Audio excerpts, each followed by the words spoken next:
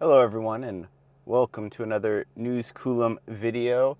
And I wanted to do a bit of an update on my now completely off-grid Chevy Bolt EV, which, I guess I should add some caveats to that.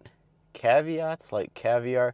Some caveats to that, in that obviously, while my goal is for the Bolt EV to no longer be plugged into the grid, there may be emergency circumstances where it's necessary, and then of course when traveling, you're charging away from home. You don't really have much opportunity to choose completely off-grid charging, though a lot of charging providers at this point are making the, I think, probably unprovable claim that 100% of their energy is coming from renewable energy sources. Now, of course, I say it's unprovable, and it is and it isn't. It's a lot of times it's offsets, right, where they pull from the grid, but they put in that much somewhere else. So you never really know where your power is coming from,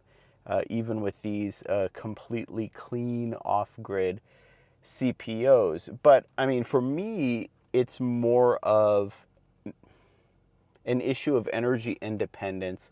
Some of it is also, though, economics. I've heard that I think California is now one of the highest energy prices for consumers in the nation on average, and my utility happens to be the priciest utility in California under PG&E. So, and then of course, those of you who followed my channel know that the power grid here is just off.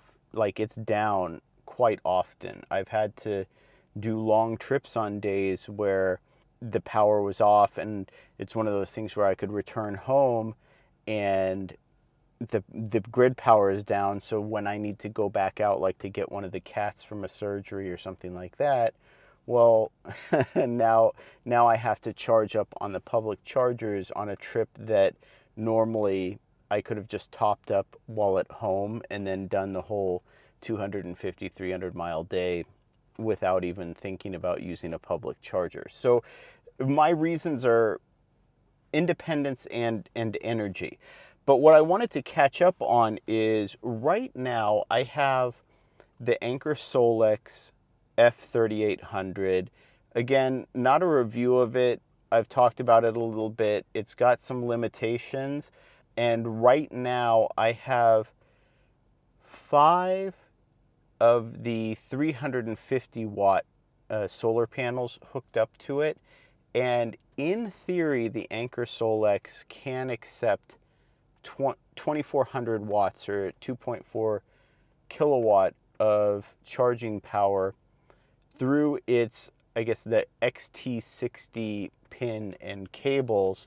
It has 2 ports, right? So it's supposed to be 1200 watts per port. So I'm under that in terms of the solar power that I'm putting in. It is summertime. Part of the reason I've been a little slow this week, though, is it's been about 100 to 105 during the day, and we have some really bad smoke from the wildfires. So they actually have an advisory that you really shouldn't even be out. Yeah, don't leave your house, sort of thing. Or agoraphobic California. And I don't know how much smoke in the air impacts the actual amount of energy that will be, gathered by the solar panels and fed into the Anker Solex. I can just say with certainty that I haven't seen anything close to 2400, right? And I knew that was a pie in the sky number. And then the other issue that I have is, and this is just an issue with these sort of all-in-ones, like the I don't want to pick just on Anker because EcoFlow is going to have the same issue. All of these sort of all-in-one combined turnkey solutions that you get, their solar input appears to be limited to 60 volts, which means that you can't really run any of these panels in series, because the moment you do, you're going to be pushing past that 60 volts.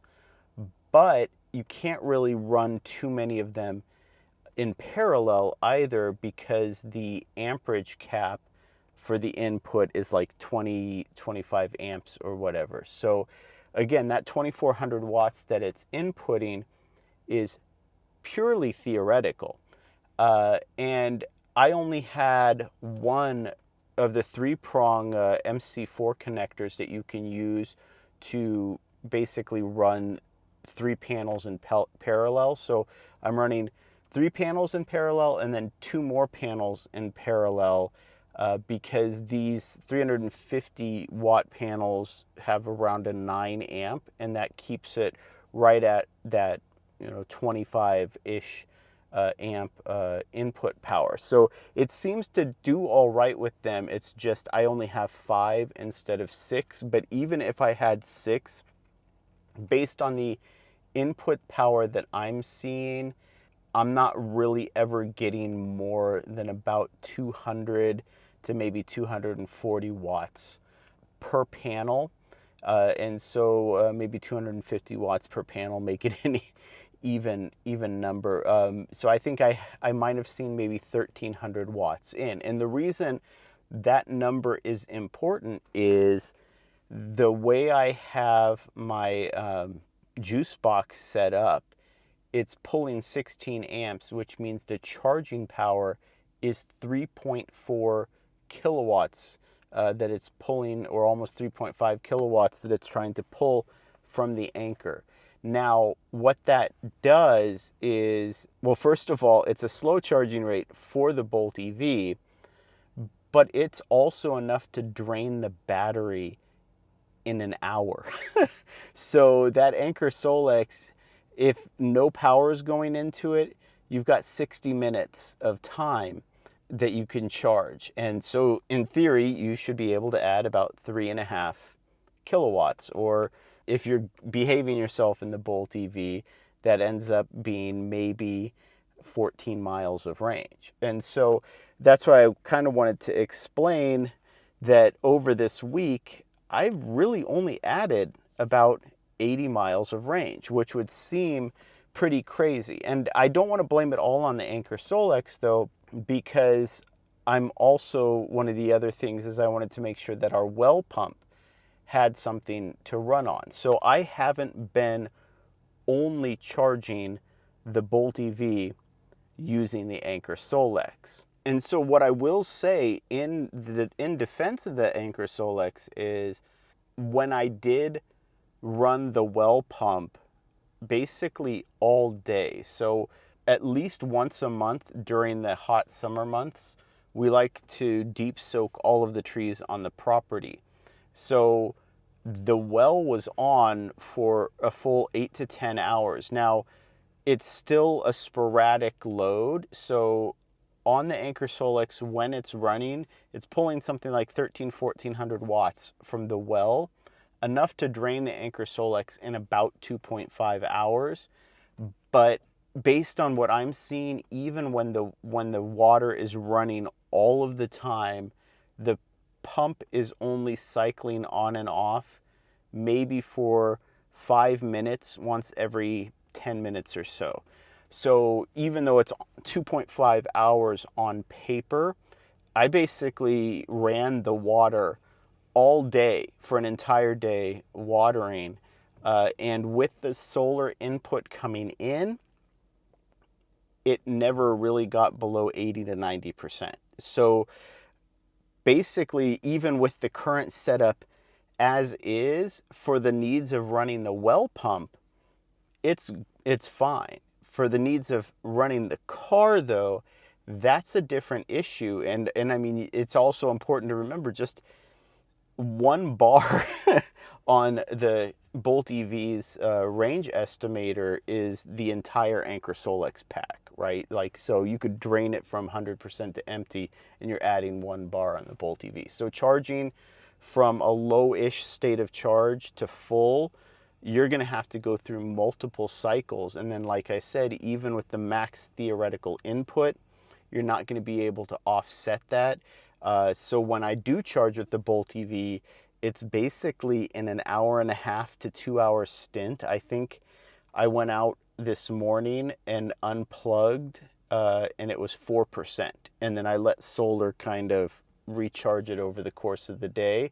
So you're charging for like 2 hours at a time, twice a day.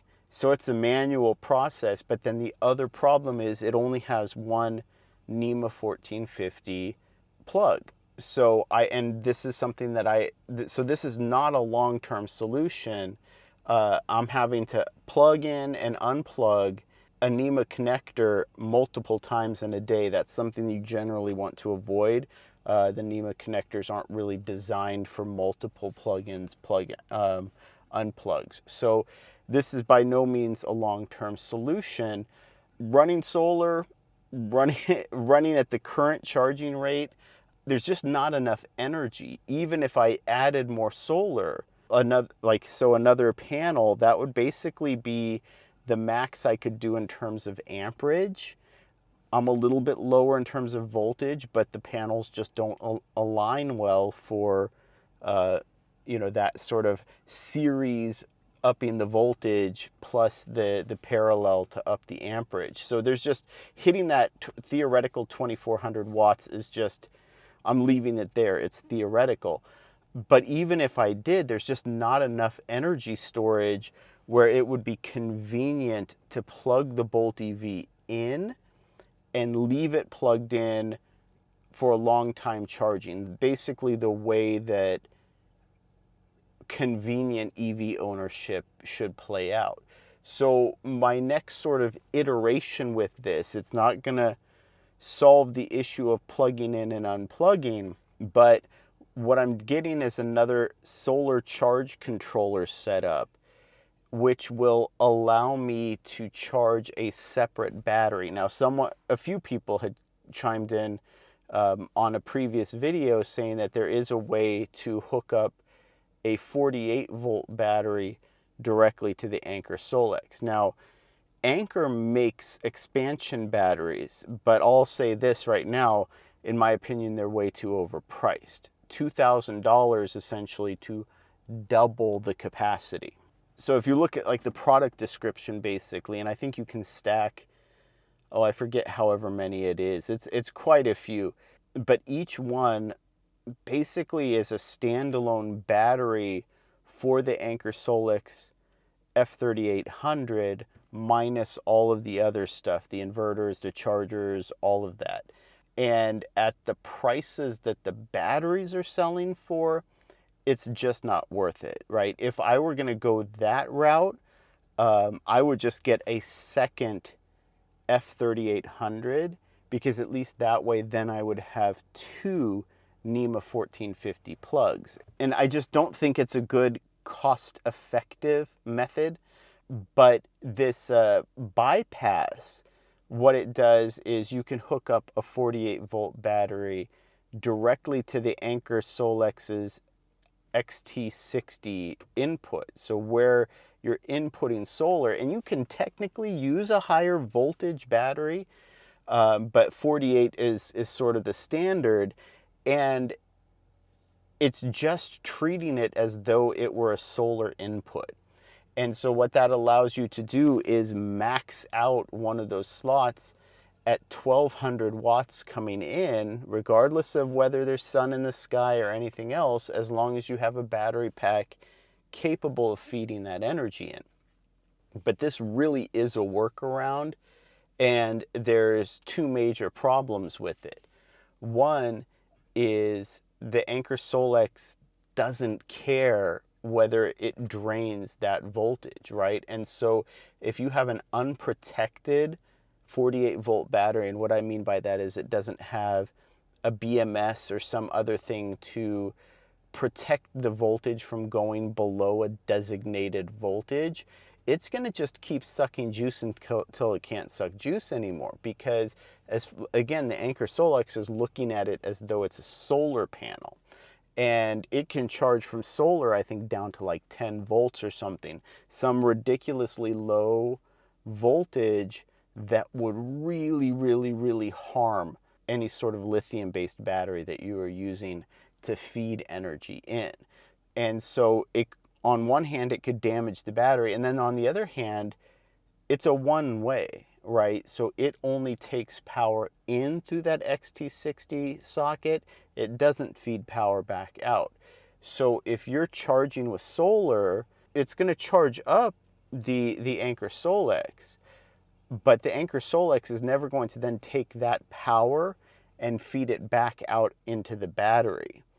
And if your battery that's feeding into the Anchor Solex fills the Anchor Solex up, say by 8 a.m. and the sun comes out, well, guess what? You've just used up all of that energy from your battery, and now your solar panels have nothing to feed into that Anchor Solex on through the other ports. So basically, you're negating the benefits that you would be getting from the solar panels that are hooked up in one of the XT60 slots, because the battery that's hooked up in the other XT60 slot is actually filling the Anchor Solex up with, well, in theory, solar juice, but not solar juice that was free coming from the panels, right? You would have rather just left it in that other battery.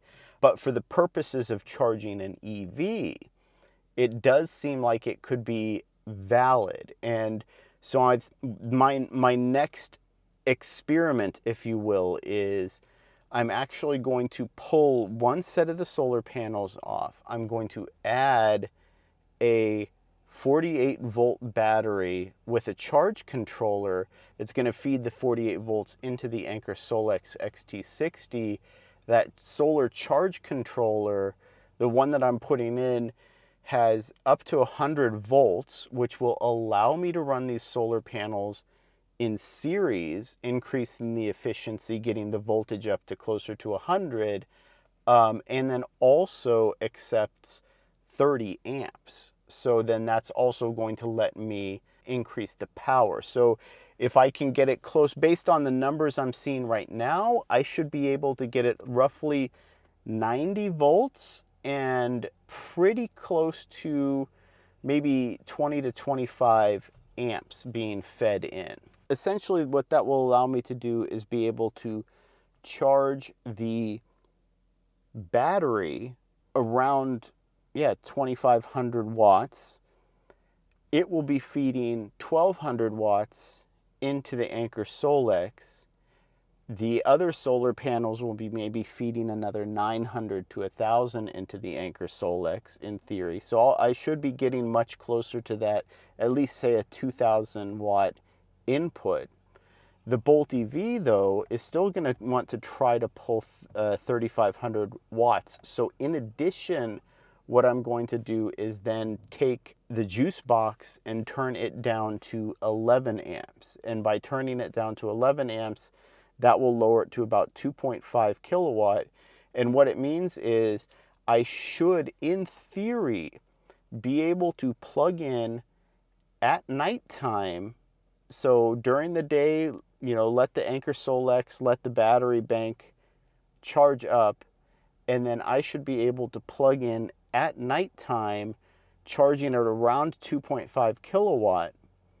And then by the time I wake up the next morning, I will not have drained the Anchor Solex, because the amount of power I'm drawing out will be similar enough to the amount of power going in, but it's also going to be draining it enough that the solar panels, when they come online, will have a battery to charge, and they'll have the Anchor Solex to charge as well. So that's, I think, my next experiment. And if this works, I'm just trying to make sure I size the battery in a way that it will let me do that. And if this works, it will get me at least to that initial goal of, I want to be able to roll in at night, coming home from shopping, coming home from a road trip with less than 20% battery, plug in, have it charge conveniently all night, like it always has, and then wake up in the next morning and the Anchor Solex is not drained completely. The Bolt EV is still charging, and the battery and the Anchor Solex are ready to accept more power from the grid. So that's sort of the needle that I'm trying to thread. So a few more updates on that coming, and then as I evolve this system, like I said, eventually I want to get to the point where this is just an afterthought. The well has its dedicated backup running purely off of solar, and my Chevy Bolt EV has its dedicated charging bank running purely off of solar.